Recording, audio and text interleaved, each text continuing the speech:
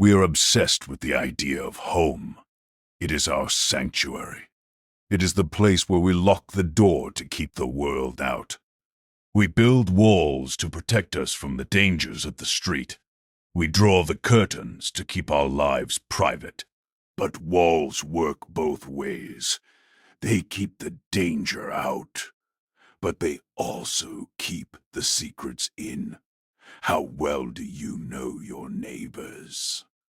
You see them walking the dog. You wave to them at the mailbox. You admire their manicured gardens and their freshly painted fences, but you only see what they want you to see. You don't know what happens when the front door closes. You don't know who is walking the floorboards at 3 a.m., and you don't know who might be living in the dark just a few feet above your head.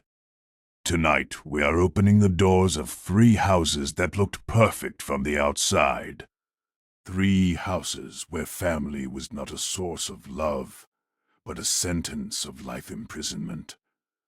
We will travel to Paris in 1901, where a beautiful socialite vanished from the face of the earth, only to be found 25 years later, rotting in her mother's attic.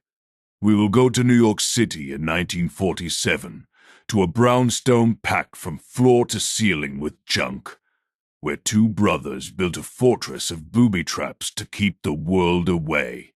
And we will enter a quiet house in Los Angeles in 1970 to meet a child known only as Genie, who was kept in a room with nothing but a potty chair and silence for the first 13 years of her life. But we begin in the City of Lights, Paris, the Belle Epoque, a time of art, culture, and extreme wealth. In the aristocratic district of Poitiers, there lived a family that was the envy of the city, the Monniers. They were royalty without the crown. Madame Louise Monnier was a paragon of virtue. She won awards for her charity work. She was known for her kindness to the poor. But Madame Monnier had a daughter, Blanche. Blanche was 25 years old, beautiful, spirited, full of life. She was the diamond of the family. And then, one day in 1876, Blanche simply stopped existing. The neighbors asked where she went. "She has gone to a boarding school," the mother said. "Then later, she has moved to Scotland for her health." Years passed. The city forgot her. But Blanche hadn't gone to Scotland. She hadn't even left the house. To understand the horror, you must first understand the victim. In 1876, Blanche Monnier was arguably the most eligible bachelorette in Poitiers. She came from old money. Her father, Charles Émile, was the former dean of letters at the local university. Her family was deeply royalist, conservative, and fiercely proud of their lineage. Blanche was their prize. She was expected to marry a duke, or perhaps a wealthy politician, someone who would elevate the Monnier name even higher. But Blanche had a fatal flaw. She had a heart. At 25, she fell in love, not with a duke, not with a banker. She fell in love with a lawyer. Now, in modern terms, a lawyer is a respectable profession. But to the ultra-conservative Madame Monnier, this man was trash. He was a Republican. He was older, and worst of all, he was penniless. The walls of 21 Rue de la Visitation echoed with arguments. "I will marry him," Blanche declared. over my dead body," her mother replied. Madame Monnier was not a woman who accepted disobedience. She was a woman who controlled everything: her husband, her son, her household staff, and her reputation. She gave Blanche an ultimatum: break off the engagement or face the consequences. Blanche refused. She believed love would conquer all. She believed her mother would eventually cave. She was wrong. One night, late in 1876, Blanche went up to her room on the second floor. It was a nice room. It had a large window overlooking the garden, a comfortable bed. She walked in, and the door was locked from the outside. At first, she must have thought it was a punishment, a time out, for a rebellious child. "You will stay in there until you change your mind," her mother likely said through the wood. Blanche sat on her bed and waited. She waited for an hour. She waited for a day. She waited for a week. The lawyer, her fiancé, came to the house. He knocked on the door. The servants turned him away. "Blanche is indisposed," they said. Then later, "Blanche has gone away." He searched for her, but what could he do? He was a poor lawyer, fighting one of the most powerful families in France. He eventually died in 1885, never knowing what happened to his love. He never knew that she was just a few miles away, still waiting in that room. As the weeks turned into months, the conditions of Blanche's imprisonment changed. Her mother didn't just lock the door. She closed the curtains. Then she closed the shutters. Then she stopped the servants from cleaning the room. Blanche Monnier had entered the darkness, and she would not see the sun again for 25 years. Fast forward 25 years. It is May 23rd, 1901. The lawyer is dead. Blanche's father is dead. The city has moved on, but on the desk of the Attorney General of Poitiers, a letter arrives. It has no return address. It is unsigned. The handwriting is jagged, as if written in a hurry or by someone trying to disguise their hand. It read, "Monsieur Attorney General, I have the honor to inform you of an exceptionally serious occurrence. I speak of a spinster who is locked up in Madame Monnier's house, half-starved and living on a putrid litter for the past 25 years. In a word, in her own filth." The police were confused. Madame Monnier? The widow of the dean? The woman who had just received a community award for her good deeds? It seemed impossible. This was a woman who donated to hospitals. A woman who walked to church every Sunday with her son Marcel. Surely this was a prank, a sick joke by a disgruntled servant. But the law is the law. They had to investigate. 3 officers were sent to the Monnier estate. They knocked on the door. Madame Monnier didn't answer. The servants did. They looked nervous. The officers asked to see the house. They walked through the ground floor. It was spotless. Expensive furniture. Polished marble. The smell of lavender and wax. They went to the second floor. Everything seemed normal. Guest rooms, the son's room. But at the end of the hallway, there was a door. It wasn't like the others. The paint was peeling, and there was a smell coming from the crack underneath it. Not the smell of lavender, the smell of a sewer. The officers demanded the door be opened. Madame Monnier refused. She claimed she lost the key. She claimed the room was for storage. The officers didn't wait. One of them put his shoulder to the wood. With a splintering crash, the door flew open. The smell hit them like a physical blow. It was so overpowering that one officer gagged and had to step back. The room was pitch black. The shutters had been nailed shut for decades. One officer marched in, holding a handkerchief to his face, and tore the rotting curtains off the window. He smashed the glass. He broke the shutters.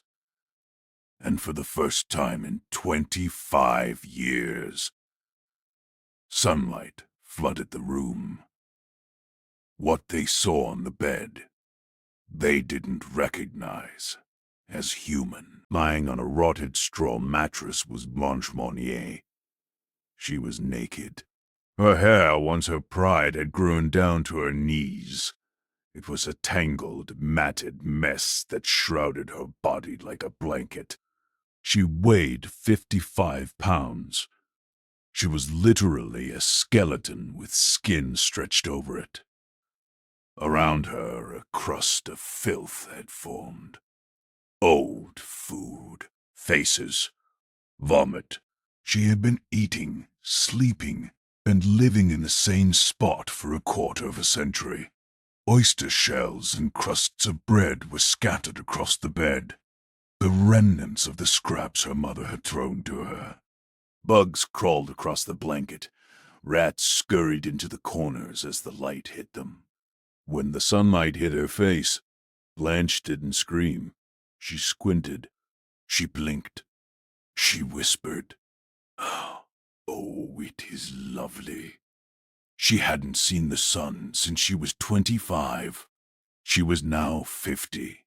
Her entire youth, her beauty, her fertility, her life, gone, eaten by the darkness. The police wrapped her in a blanket and carried her out. She was so light, she felt like a child.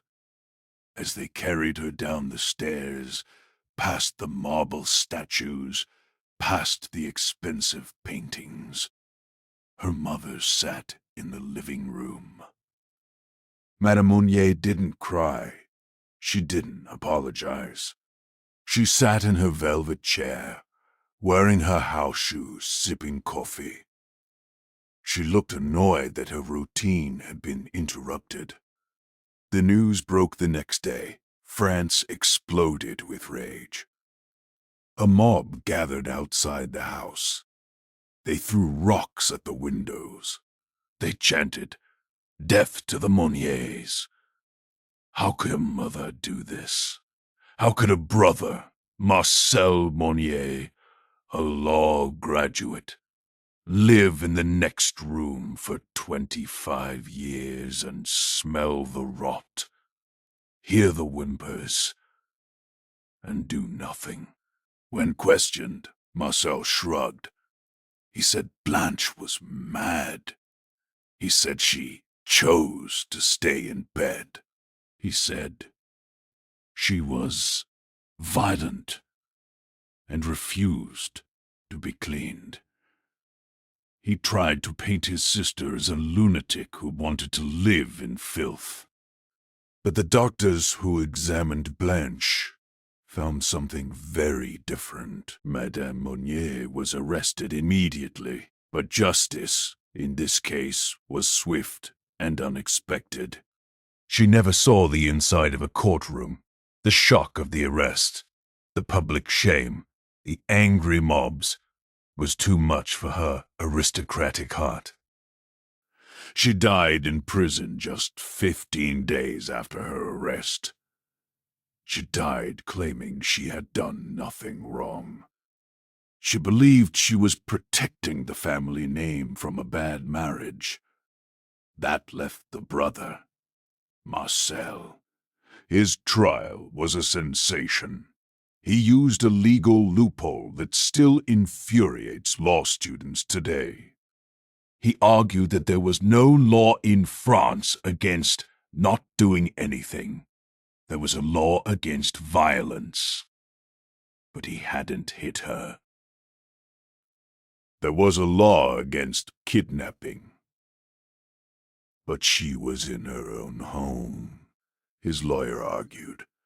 Is it a crime to shut a door? Is it a crime not to open it? Unbelievably, he was acquitted. He walked free. The man who listened to his sister rot for 25 years faced zero punishment. And what of Blanche? The sequestre of Poitiers became a celebrity, but she didn't know it. Her mind was broken. The doctors tried to rehabilitate her. They fed her. They bathed her. But 25 years of darkness cannot be undone. She lived for another 12 years in a psychiatric hospital. Nurses reported that she was gentle. She loved flowers. She would stare at the sky for hours, whispering about the lovely sun. But she never regained her sanity. She died in 1913, alone. The lawyer she loved was long dead. Her family was dead or disgraced. The Monnier house still stands in Poitiers today. It remains a private residence, but they say if you stand on the street, you can still feel the weight of the secrets pressing against the glass of the second-floor window. The Monnier story is a tragedy of pride. But our next story is a tragedy of something else. It isn't about an aristocrat protecting a legacy. It is about a father protecting a delusion. We move from 1901 France to 1970 California, to a house where a child was kept, not in an attic, but in a cage. On a sunny morning in Temple City, California, a woman walked into a welfare office. She was partially blind. She told the social worker she was leaving her husband and needed help. But the social worker wasn't looking at the mother. She was looking at the child standing next to her. The girl looked about 6 or 7 years old. She was tiny, frail. She didn't speak. She didn't make eye contact. She had a strange, shuffling walk, hands held up in front of her like a rabbit. The social worker asked, "How old is she?" The mother replied, "She is 13. The police were called. The child, who had become known to the world as Genie to protect her identity, was taken to the Children's Hospital of Los Angeles. Doctors had seen abused children before. But they had never seen this. Genie wasn't just abused. She was empty. She had no language, no social skills, no understanding of the world. She was a blank slate. Detectives went to the house to arrest the father. What they found inside made the Monnier attic look like a palace. This was a house of total silence. The father, Clark Wiley, hated noise. He hated the world. And he had turned his home into a concentration camp for his own family. In the back of the house was a small bedroom. The windows were covered with aluminum foil to block out the sun. There were no toys, no books, no rug, just a crib covered in wire mesh and a potty chair. For nearly 13 years, Genie had spent her days strapped to this potty chair. She couldn't move her legs. She couldn't leave the room. At night, she was moved to the crib and caged in wire. If she made a sound, if she cried, her father would come in. He wouldn't speak to her. He wouldn't tell her to be quiet. He would bark like a dog. And then he would beat her with a piece of wood. Genie learned quickly. Silence is survival. And so, she stopped making sound. She stopped crying. She stopped laughing. She became a ghost in her own life. When the news of Genie broke, the scientific community didn't just see a tragedy. They saw an opportunity. For centuries, philosophers had debated the forbidden experiment. If a human is raised with zero language, zero contact, zero culture, what happens? Do they develop their own language? Or are they permanently broken? Genie was that experiment come to life. A team of linguists, led by Susan Curtis, began working with her. At first, it was miraculous. Genie was intelligent. She was curious. She began to learn words. Blue, orange, mother, stop it. She learned to dress herself. She learned to draw. The world watched in hope. Maybe love could fix this. Maybe science could rewire her brain. But then they hit a wall. Genie could learn words, vocabulary, but she couldn't learn grammar, sentences. She would say, "Applesauce by store." She couldn't understand the boy chased the girl versus the girl chased the boy. Her brain had missed the deadline. Scientists call it the critical period. If you don't learn language by puberty, the window closes. Genie's window had been nailed shut by her father. The story gets darker. The scientists loved her, yes, but they also built their careers on her. They fought over who got to study her. When the government grant money ran out in 1974, the interest in Genie vanished. The scientists packed up their tape recorders. Genie was returned to the system. She bounced from foster home to foster home. In one home, she was abused again. She stopped speaking. She stopped making eye contact. She retreated back into the silence. The girl who had captivated the world became a file number again. Today, Genie is still alive. She is in her late 60s. She lives in an adult care facility in Los Angeles. Her location is a secret. She never learned to speak fully. She is a living testament to the fact that some doors, once locked, can never truly be opened again. Genie was locked in by a father who hated the world. Blanche was locked in by a mother who loved her reputation. But our final story is different. In this house, nobody locked the door from the outside. The prisoners held the key. We go to Harlem, New York. To a brownstone that became a tomb, not of silence, but of stuff. If you walked through Harlem in the 1940s, you would eventually stop at the corner of 5th Avenue and 128th Street. There stood a mansion. It was beautiful once.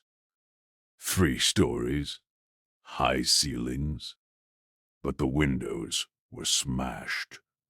The shutters were hanging off, and the neighbors whispered that inside lived 2 ghosts.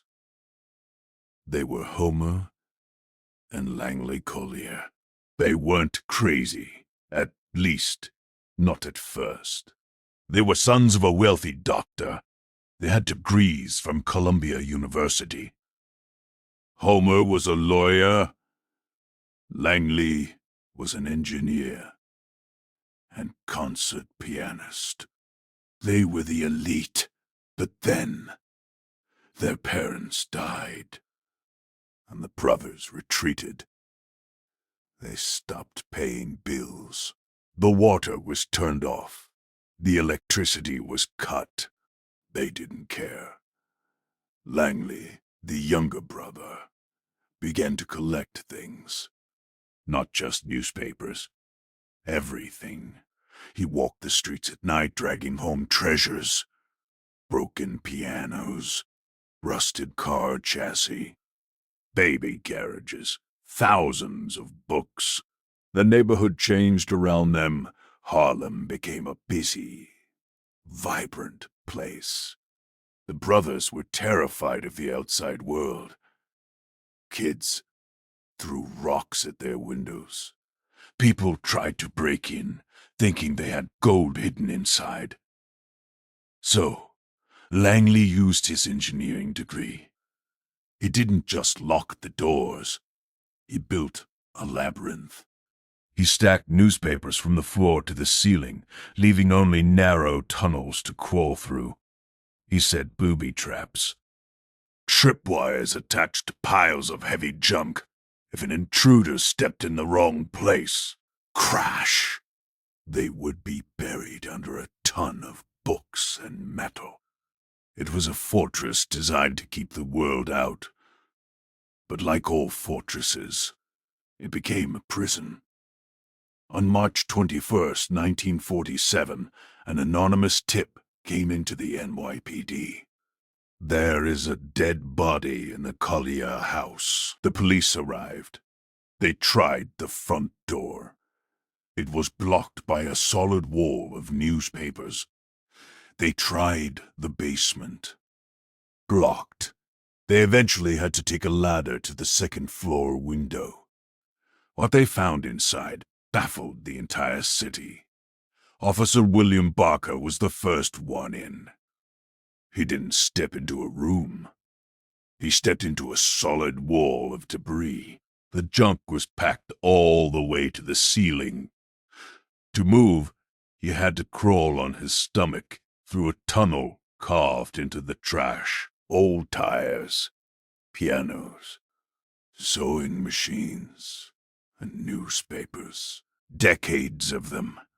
It took the police hours to navigate 20 feet. Finally, in a small clearing in the living room, they found him. Homer Collyer, the older brother, the lawyer. He was sitting up. His head was on his knees. He was dead.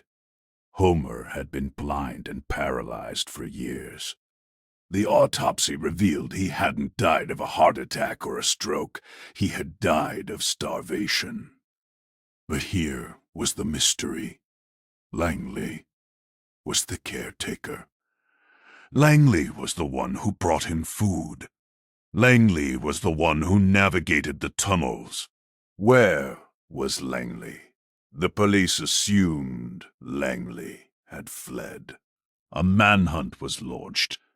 They searched Atlantic City. They searched Brooklyn. They assumed the crazy hermit had finally snapped, left his brother to starve, and ran away. But the smell in the house kept getting worse. The police realized they couldn't search the house properly until they emptied it. It became a spectacle. 2,000 people gathered on Fifth Avenue to watch. Workers threw out 19 tons of junk, 14 pianos, a Model T Ford chassis, 3,000 books, pickled human organs in jars from their father's medical practice. It was an archaeological dig of madness. For 18 days, they cleared the house. They were looking for Langley, but they were looking in the wrong places. They didn't need to check Atlantic City. They needed to check 10 feet away from where Homer died. On April 8th, 18 days after they found Homer, a workman moved a pile of newspapers just 10 feet away from the dead brother buried under a massive stack of baled papers and metal bed springs. Was Langley Collyer. He hadn't run away. He had been there the whole time. The police reconstructed the scene. It was a tragedy of Shakespearean proportions. Langley was crawling through one of his own tunnels, bringing food to his blind brother. They found bread near his hand. But he was old. His eyesight was failing. He tripped on one of his own booby traps. The trap worked perfectly. Hundreds of pounds of debris crashed down on top of him, crushing him instantly. Think about the horror of Homer Collyer. He was blind. He was paralyzed. He heard the crash just 10 feet away. He might have heard his brother groan. He called out, "Langley!" Silence. He waited. He couldn't move. He couldn't leave the house. He couldn't call for help. He sat there in the dark, smelling the food his brother dropped, slowly starving to death over several days, knowing his brother was dead just a few feet away. They were buried together in the same plot at Cypress Hills Cemetery. They lived together. They hid together. And they died together, killed by the very walls they'd built to protect themselves. 3 houses, 3 prisons. Blanche Monnier was a prisoner of pride. Genie was a prisoner of hatred. The Collyer Brothers were prisoners of fear.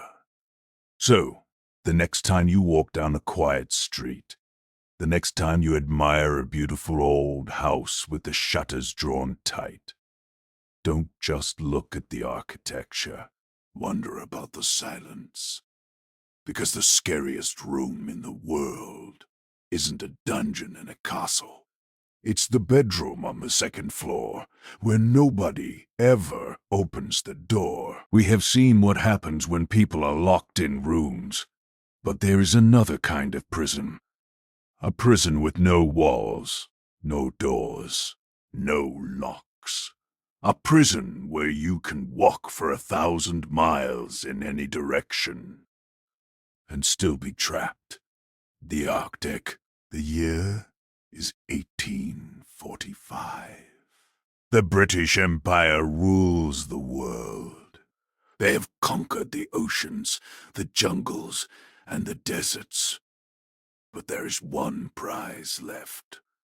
The Northwest Passage, a mythical trade route over the top of the world that connects the Atlantic to the Pacific. For 300 years, sailors died trying to find it. But in 1845, England decided to send the ultimate expedition. They sent 2 ships, the HMS Erebus and the HMS Terror. These were the space shuttles of the 19th century. They had steam engines, locomotive engines modified for ships. They had hot water heating systems to keep the crew warm. They carried a library of 1,200 books. They carried enough food for 3 years. And they carried 120 men. Leading them was Sir John Franklin. He was 59 years old. Too old for the Arctic, really, but he was a hero.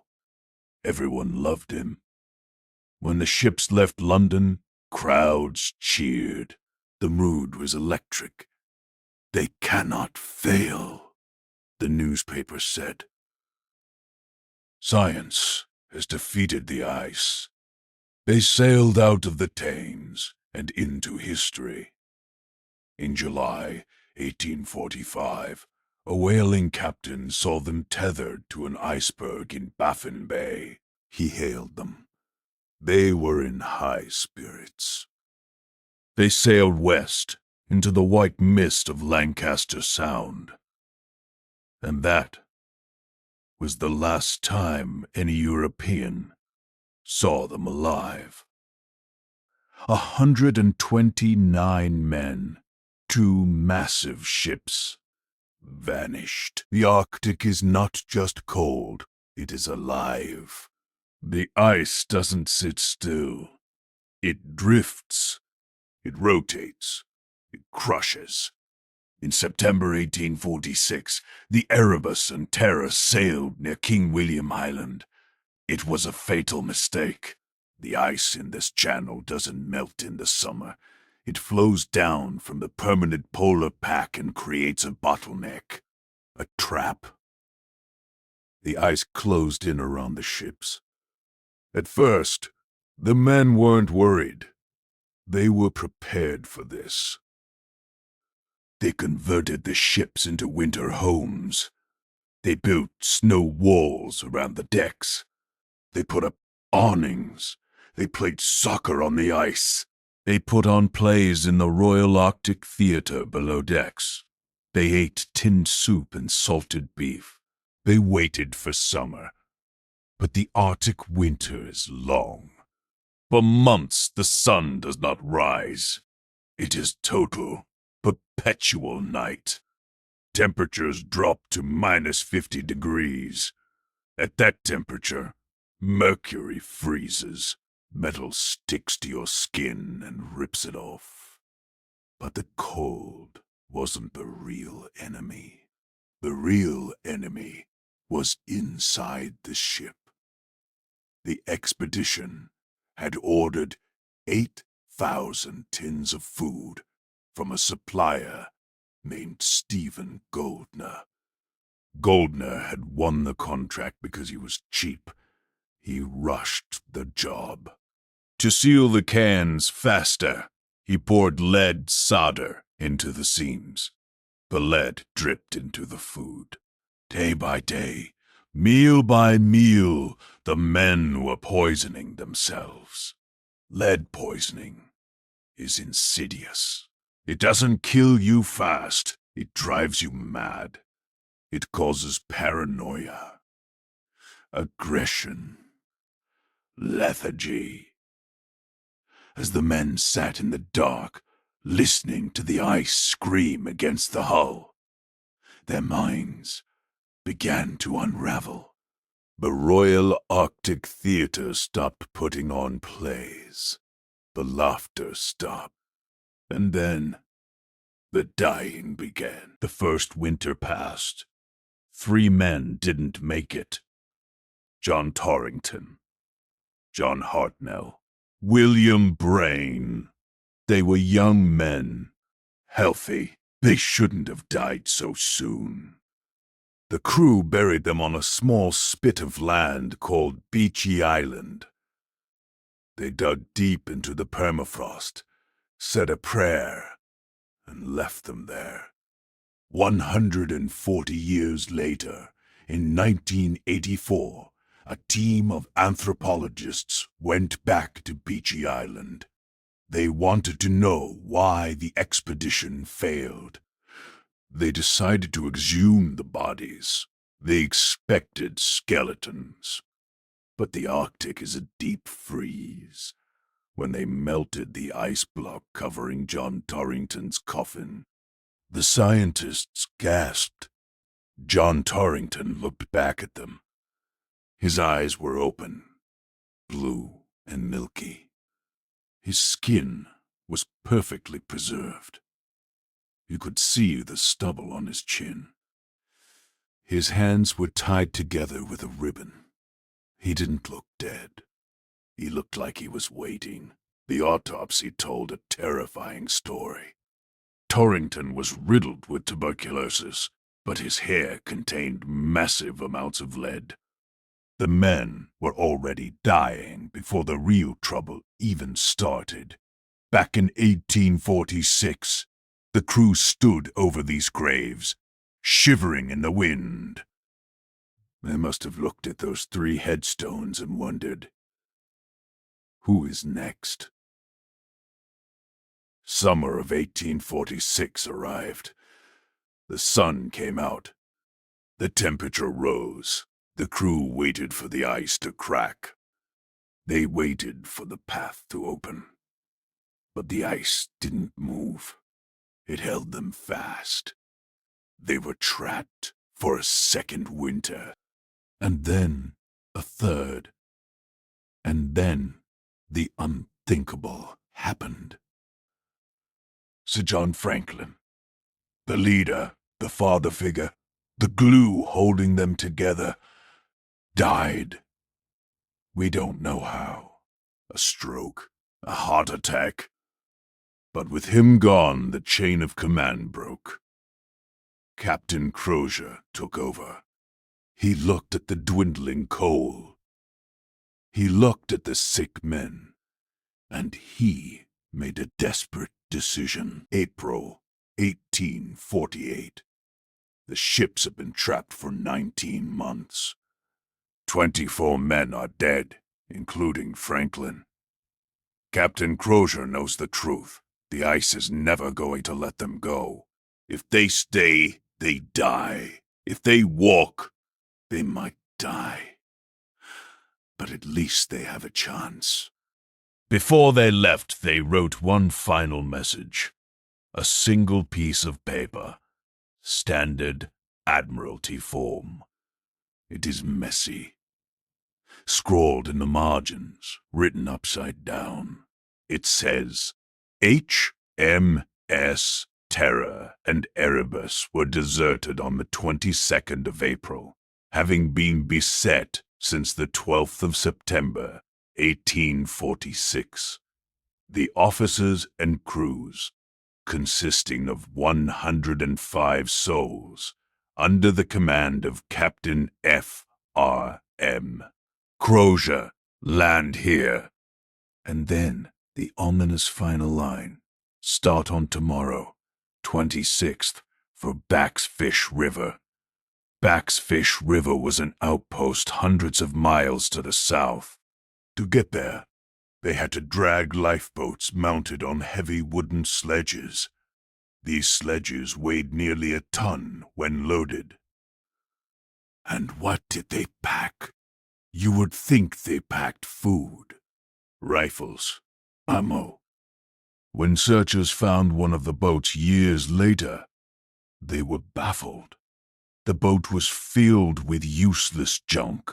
Silver cutlery stamped with the officers' crests, silk handkerchiefs, scented soap, a writing desk.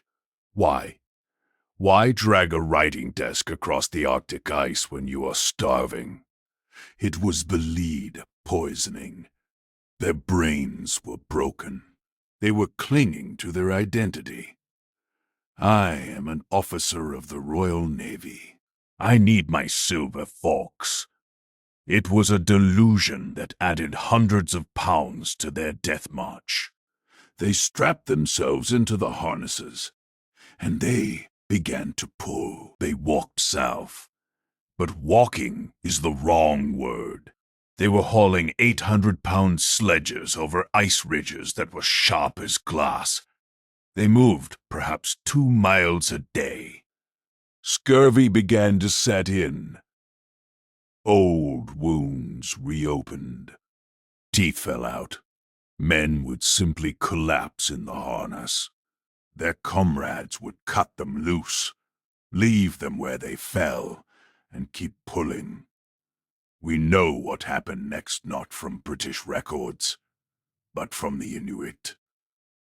The Inuit lived in this land. They knew how to survive. They saw the Kabluna, white men. They described them as ghosts. They said the men were dragging the boats, but their eyes were wild. They said the men fell down and died while walking. And then they saw the smoke. As the food ran out, the discipline of the Royal Navy evaporated. Survival instinct took over. The Inuit found a campsite later. They found boots cut in half. They found kettles with boiled bones inside. Human bones. When modern scientists analyzed the bones found on King William Island, the proof was undeniable. Pot polishing. This happens when bones are boiled in a metal pot. The ends get smooth as they tumble against the metal. These men, officers, gentlemen, fathers, had been forced to eat their friends. It wasn't savagery. It was the final, desperate act of dying men. One by one, the lights went out. The column of men fractured. Some turned back to the ships. Some kept walking. None made it. Years later, searchers found a lifeboat. Inside were two skeletons. One was wrapped in furs. The other was sitting up holding a loaded shotgun. Was he guarding the last of the food? Or was he waiting for the end? The Arctic silence reclaimed them. The snow covered the boats. The ice crushed the ships. And for 160 years, the fate of the Franklin expedition remained a mystery. A story of hubris. Of men who thought they could conquer nature with steam engines and silver forks. But nature always wins. We have been to the locked rooms of the city. We have been to the frozen hell of the Arctic. Now we go to the forest. To a place where the darkness isn't just a metaphor. It has teeth. The year is 1764. The place is Gévaudan, a remote province in southern France. It is a land of sheep-herders, jagged rocks, and superstition. The people here are tough.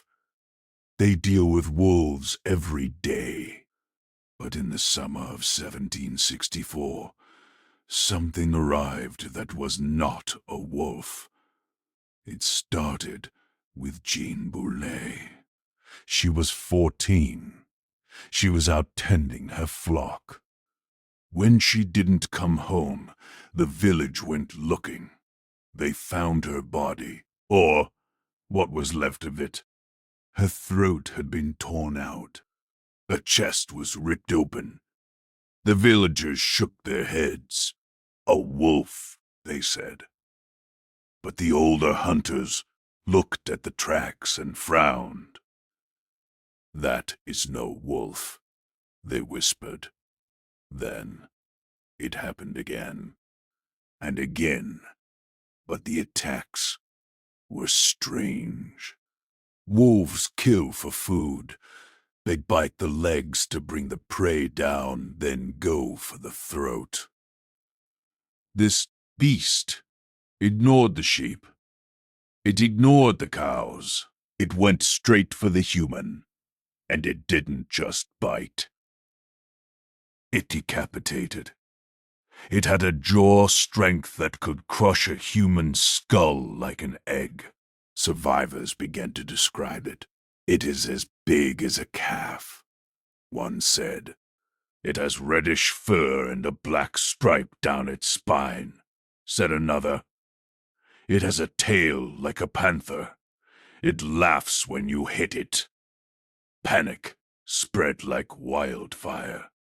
The church declared it was a scourge from God, a demon sent to punish sinners. People stopped going out at night, but the beast didn't care about the time of day. It hunted at noon. It hunted in the village square. It was hunting us. News traveled to Paris. The newspapers called it the Beast. King Louis XV was embarrassed. How could the greatest army in Europe be afraid of a wild animal? He decided to send a message. He didn't send a hunter. He sent an army. Captain Duhamel and his dragoons. Imagine the scene. 50 elite soldiers, veterans of war, riding into a peasant village. They laughed at the locals. "It is just a wolf," they said. "We will have its head on a pike by Sunday." They organized massive hunts. Thousands of peasants were forced to act as beaters, walking through the woods to flush out the animal. They shot hundreds of wolves. But the killings didn't stop. In fact, the beast seemed to be mocking them. While the soldiers were hunting in the East Valley, the beast would kill a girl in the West Valley. It moved with impossible speed. Travelers reported seeing it jump 10-foot walls. It seemed to know where the traps were. The soldiers grew frustrated. They started blaming the villagers. "You are hiding it," they shouted. Then they saw it. Captain Duhamel himself saw the beast. He ordered his men to fire. Musket balls hit the creature. It fell. The soldiers cheered. But then the beast stood up. It shook itself, as if stung by a bee, and ran into the trees. The legend grew. "It is armored skin. Bullets cannot kill it. It is a sorcerer in the shape of a wolf." The king recalled Duhamel in disgrace. The army had failed. Now it was time for the professionals. King Louis had one card left to play. He sent Francois Antoine. Antoine wasn't a soldier. He was the king's own gun-bearer, the best shot in France. He arrived in Gévaudan with a swagger. He brought his son. He brought tracking dogs. He brought specialized weapons. He told the villagers, "Go inside. I will handle this." For months, Antoine tracked the predator. And in September 1765, he found it. A massive wolf. The Wolf of Chases. It was huge, twice the size of a normal wolf. 130 pounds. Antoine fired. The bullet, packed with extra powder, pierced the animal's heart. It fell. The carcass was stuffed and sent to Versailles. The king was delighted. Antoine was a hero. The newspapers declared, "The beast is dead." The people of Gévaudan rejoiced. They opened the wine. They danced in the streets. The nightmare was over. But 2 months later, 2 boys were walking near Le Passer Saint-Marie. They heard a noise behind them. A low growl. They turned around, and there, standing in the snow, was the beast. Not the wolf Antoine killed, the real beast. It tore them apart. The attacks restarted, and they were more vicious than ever. It was as if the beast was angry. Paris ignored them. "The beast is dead," the king said. "We have the body to prove it. These new deaths must be regular wolves." The people of Gévaudan were abandoned. They realized the truth. No king was coming to save them. No soldier was coming. They had to kill it themselves. Enter Jean Chastel. He was a local man, an innkeeper, a hunter. Some said he was a strange man. Some whispered that his son was involved with the beast somehow. But Jean Chastel was a man of faith. He didn't trust the king's lead bullets. Legend says he melted down a medallion of the Virgin Mary and cast silver bullets. Whether this is true or just folklore, it adds to the myth. On June 19, 1767, a local marquis organized one final, desperate hunt. Jean Chastel was posted in a thicket of trees. He sat down. He opened his Bible. He began to read. According to the story, the beast burst out of the bushes right in front of him. It stopped. It looked at him. Chastel didn't panic. He finished his prayer. He closed his book. He raised his gun. One shot. The bullet hit the beast in the chest. It didn't run. It didn't stand back up. It died instantly. The terror of Gévaudan ended with a single pull of a trigger. They examined the body. It was monstrous. Different from Antoine's wolf, it had a massive head. Strange, dog-like ears, reddish fur. When they opened its stomach, they found the remains of a small child. There was no doubt this was the killer. They tried to send the body to the king. But it was summer. The journey was long. By the time they reached Versailles, the beast was rotting. The smell was unbearable. The king, disgusted, ordered it to be buried immediately. He refused to look at it.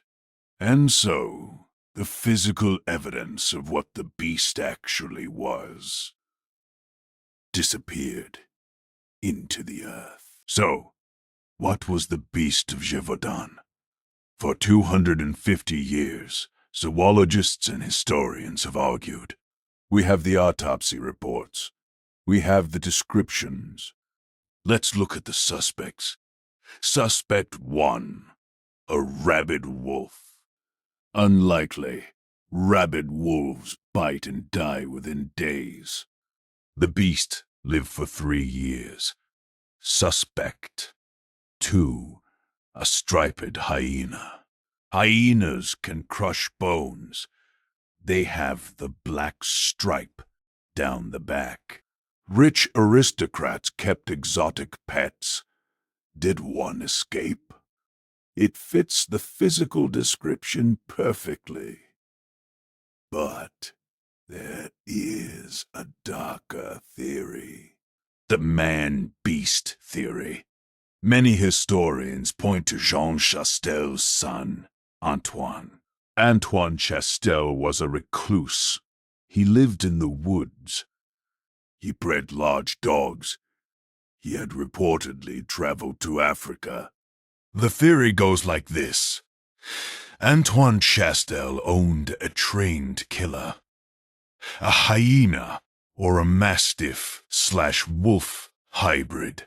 He covered it in boarhide, armor, to protect it from bullets. He used a whistle to command it. That explains why it wasn't afraid of guns. Why it avoided traps. Why it only killed women and children. Easy targets. If this is true, then Jean Chastel didn't kill the wild monster. He killed his son's pet. He killed the family secret. It explains why the attack stopped the moment Jean Chastel pulled the trigger.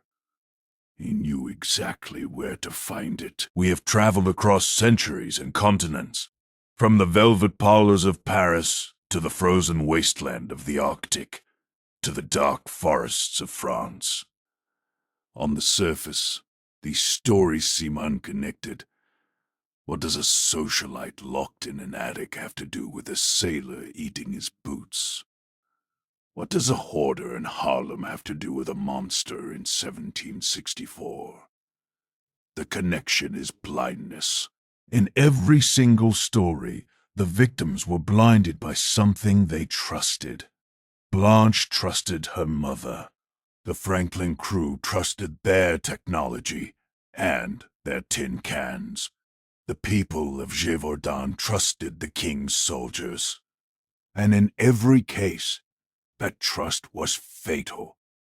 We like to think we are safer now. We have GPS. We have forensic science. We have laws. But human nature hasn't changed. We still ignore the screams next door because we don't want to cause a scene. We still follow leaders into the ice because we are afraid to question the path. We still fear the monster in the woods, even though the real monster might be the man holding the leash. Why do we tell these stories? Why did you just spend an hour and a half listening to tales of death, madness, and isolation? Is it because we are morbid? No. It is because we need to know where the edge is. We look at Blanche Monnier to remind ourselves to open the door, to speak up. We look at the Franklin expedition to remind ourselves that nature is stronger than our machines. We look at the Collyer Brothers to remind ourselves that possessions cannot save us. History is a map of mistakes, and these stories are the warning signs posted at the edge of the cliff. They say, do not go this way. Do not let pride become a prison. Do not let silence become a sentence. But there is one final lesson: resilience. The people of Gévaudan didn't leave. They stayed. They fought back. They killed the beast. Genie, despite everything, learned to smile. She learned to draw. She found joy in a world that gave her nothing but pain. The human spirit is harder to break than any lock. The ice crushed the ships, but it couldn't crush the memory of the men. We still remember them. We still search for them. As long as we tell their stories, they are not truly lost. They are not trapped in the dark. They are here, with us, in the light. The ledger is closed for tonight. We have walked the halls of the damned and the frozen, but the archive is deep. There are thousands of other stories waiting in the dust. Stories of poisoners, of impostors, of ships that sailed out and never returned. If you want to join us on the next descent into history, if you want to uncover the cases they tried to bury, then make sure you are subscribed to the Gallows Chronicle. Ring the bell, because the next case is already being written. One last thing. In 2018, a student in Poitiers took a photo of the Monnier house. He was just testing his camera. He didn't notice anything until he developed the film. Look at the second floor window. Look closely. Is that a reflection of the clouds? Or is it a hand pressing against the glass?